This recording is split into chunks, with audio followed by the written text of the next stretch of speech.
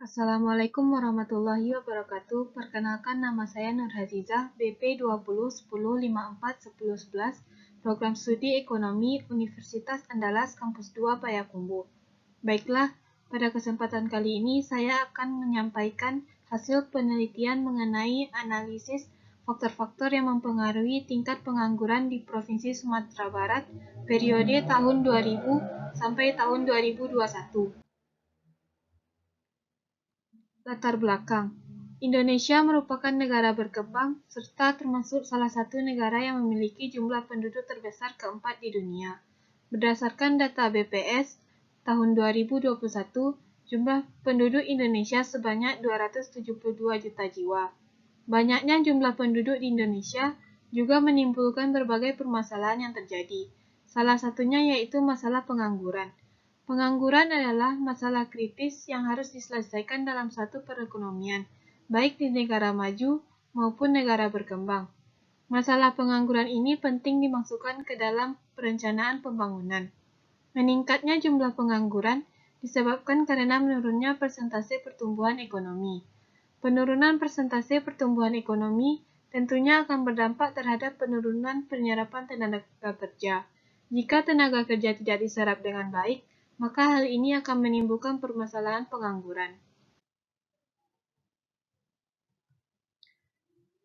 Menurut Poyo Arvan, Jene, dan Juliana, pada tahun 2017, berdasarkan hasil penelitiannya mengenai faktor-faktor yang mempengaruhi tingkat pengangguran di Provinsi Sulawesi Utara, menyimpulkan bahwa dari ketiga faktor yaitu tingkat upah, inflasi, dan pertumbuhan PDRB, yang berpengaruh nyata terhadap tingkat pengangguran di Provinsi Sulawesi Utara adalah faktor tingkat upah, sedangkan tingkat inflasi serta pertumbuhan PDRB tidak berpengaruh nyata.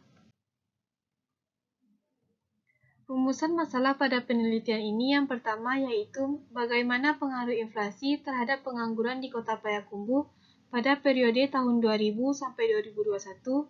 Yang kedua, bagaimana pengaruh jumlah penduduk miskin terhadap pengangguran di Kota Payakumbuh pada periode tahun 2000 hingga 2021. Tujuan dari penelitian ini yaitu untuk menganalisis pengaruh inflasi terhadap pengangguran di Kota Payakumbuh pada periode tahun 2000 hingga 2021, serta untuk menganalisis pengaruh jumlah penduduk miskin terhadap pengangguran di Kota Payakumbuh pada periode tahun 2000 hingga 2021. Manfaat penelitian ini yang pertama yaitu mengetahui pengaruh inflasi terhadap pengangguran di Kota Payakumbuh pada periode tahun 2000 hingga 2021, serta untuk mengetahui pengaruh jumlah penduduk miskin terhadap pengangguran di Kota Payakumbuh pada periode tahun 2000 hingga 2021. Ruang lingkup pada penelitian ini adalah studi kasus yang ada di Kota Payakumbuh, Provinsi Sumatera Barat. Landasan teori. Yang pertama, pengangguran. Pengangguran adalah suatu keadaan di mana seseorang yang tergolong dalam kategori angkatan kerja tidak memiliki pekerjaan dan sedang aktif mencari pekerjaan. Jenis pengangguran berdasarkan cirinya dibagi dalam beberapa kategori, yaitu pengangguran terbuka, pengangguran tersembunyi, pengangguran bermusim, dan setengah menganggur. Pengukuran tingkat pengangguran dapat dinyatakan dalam rumus sebagai berikut, yakni tingkat pengangguran sama dengan jumlah angkatan kerja dibagi dengan angkatan kerja dikali 100. Yang kedua, inflasi. Inflasi adalah kenaikan harga-harga secara umum di suatu negara. Inflasi terjadi ketika harga-harga barang dan jasa meningkat dari waktu ke waktu, sehingga nilai uang menurun.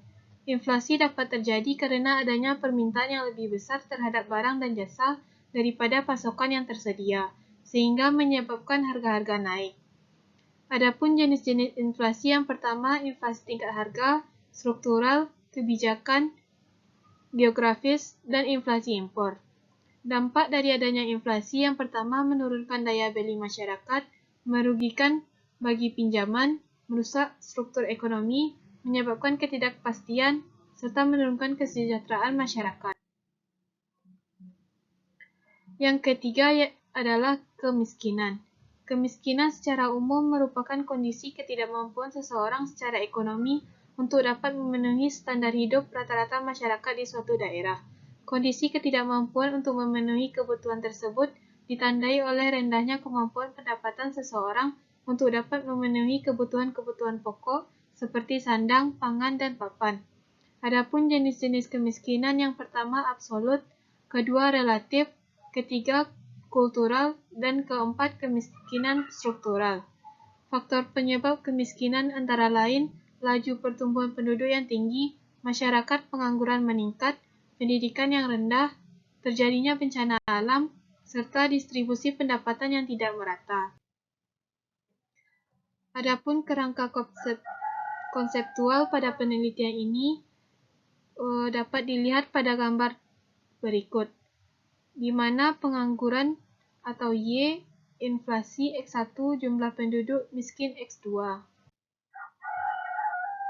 Metode penelitian, teknik analisis data. Penelitian ini menggunakan model ECM. Error Correction Model merupakan suatu metode regresi time series yang digunakan untuk menganalisa hubungan jangka panjang dan jangka pendek pada variabel-variabel penelitian yang dilakukan. Pada penelitian ini, menganalisis 3 variabel yakni tingkat pengangguran, inflasi, dan jumlah penduduk miskin Provinsi Sumatera Barat periode tahun 2000 hingga 2021. Pengelolaan data menggunakan aplikasi Stata. Dalam pengujian model ECM terdapat beberapa tahapan, di antaranya yang pertama, uji stasioner variabel. Stasionaritas adalah suatu syarat penting dalam regresi time series. Suatu regresi dikatakan stasioner apabila rata-rata dan variasi tetap sepanjang waktu, serta kovarian hanya bergantung kepada jarak.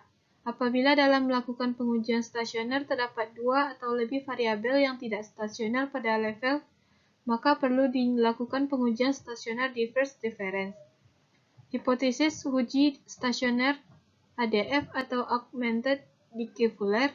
Yang pertama, apabila nilai tes statistik lebih kecil dari critical value, artinya bahwa H0 ditolak dan H1 diterima. Hal ini berarti variabel stasioner. Yang kedua, apabila nilai tes statistik lebih besar dari critical value, artinya bahwa H0 diterima dan H1 ditolak.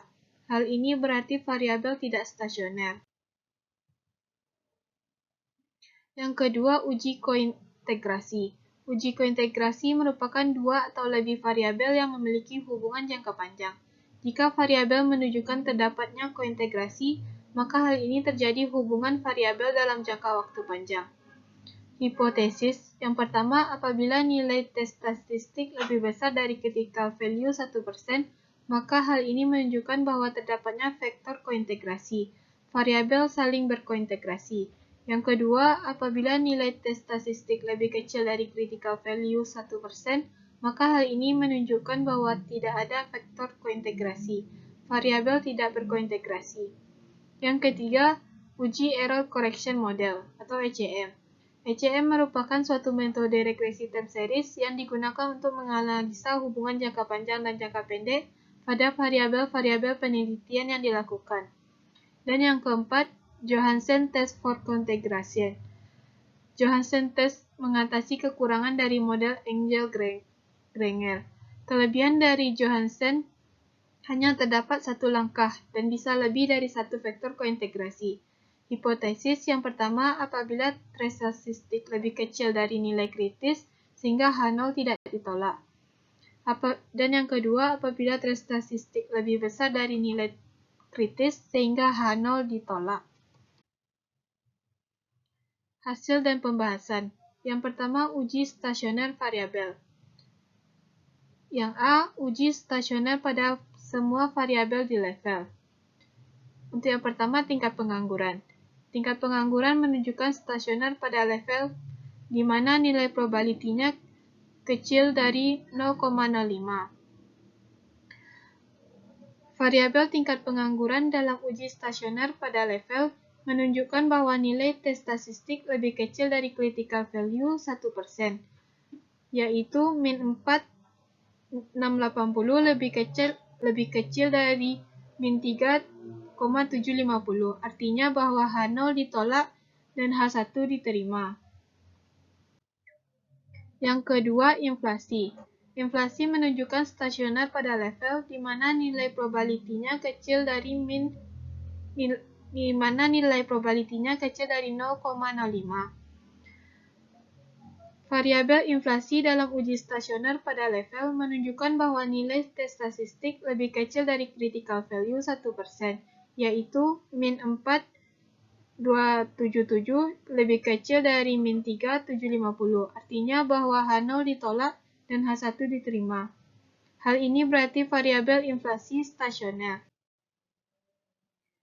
Dan yang ketiga, jumlah penduduk miskin menunjukkan tidak stasioner pada level, karena nilai probabilitinya besar dari 0,05.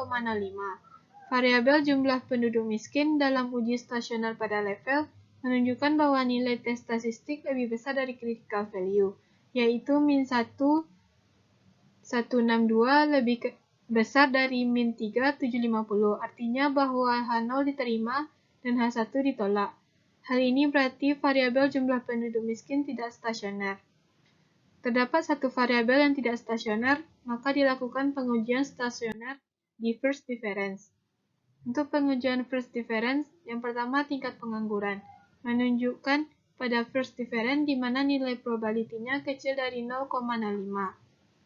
Variabel tingkat pengangguran dalam uji stasioner pada first difference menunjukkan bahwa nilai tes statistik lebih kecil dari critical value, yaitu min 7,773 lebih kecil dari min 3,750, artinya bahwa H0 ditolak dan H1 diterima. Hal ini berarti variabel tingkat pengangguran stasioner. Yang kedua, inflasi. Inflasi menunjukkan stasioner pada first difference, di mana nilai probabilitinya kecil dari 0,05.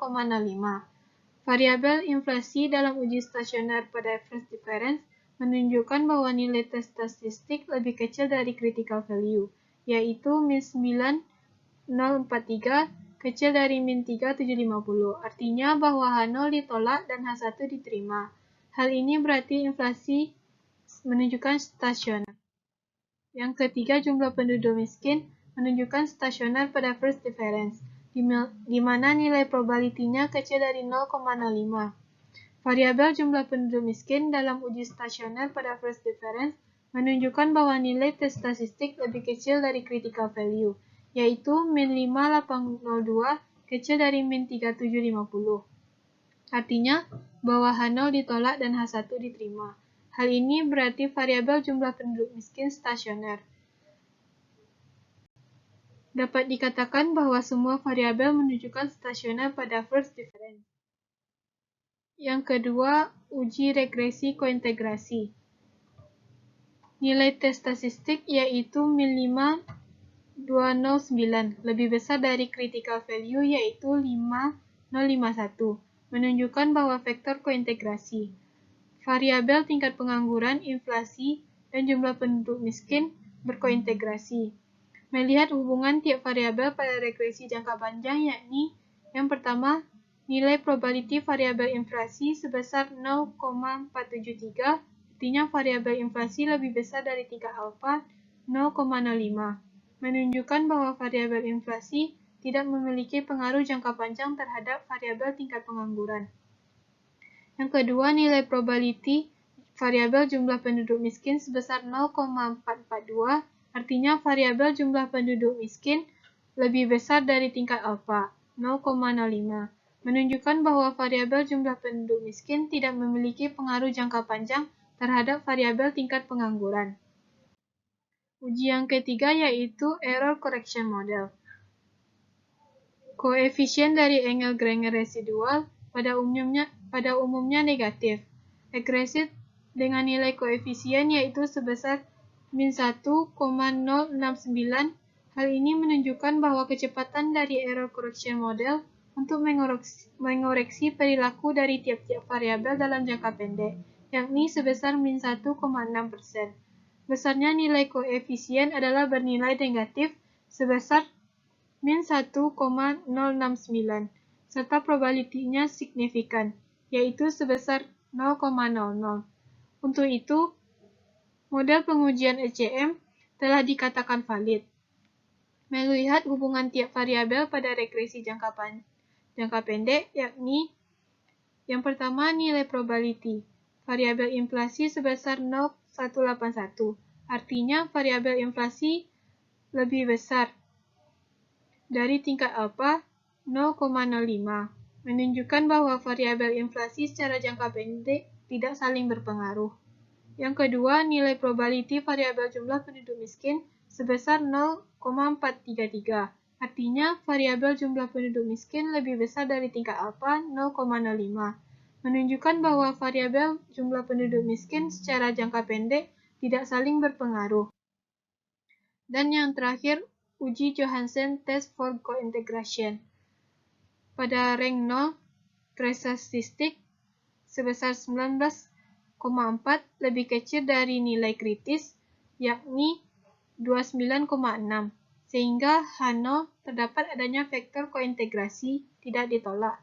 Pada rank 1, threshold statistik, yakni 8,3, lebih kecil dari nilai kritis 15,4, sehingga H0 terdapat adanya vektor kointegrasi tidak ditolak. Pada rank 2, threshold statistik, yakni 1,3, lebih kecil dari nilai kritis 3,7, sehingga H0 terdapat adanya vektor kointegrasi tidak ditolak. Adapun kesimpulan pada penelitian ini yaitu yang pertama, variabel tingkat pengangguran, inflasi, dan jumlah penduduk miskin menunjukkan stasioner pada first difference. Yang kedua, variabel tingkat pengangguran, inflasi, dan jumlah penduduk miskin berkointegrasi. Yang ketiga, hasil uji error correction model diperoleh bahwa variabel saling berkointegrasi serta koreksi kesalahan telah valid. Namun, hubungan tiap-tiap variabel pada regresi jangka panjang maupun jangka pendek belum mempengaruhi antar variabel.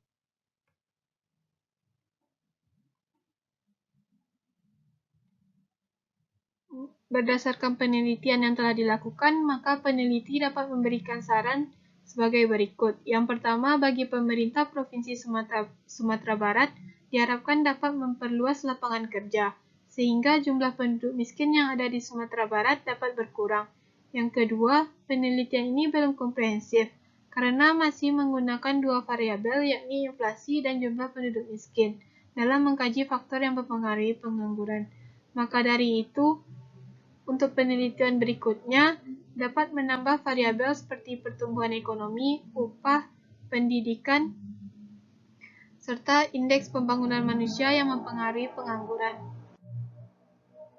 Baiklah, sekian dari penelitian saya. Wassalamualaikum warahmatullahi wabarakatuh.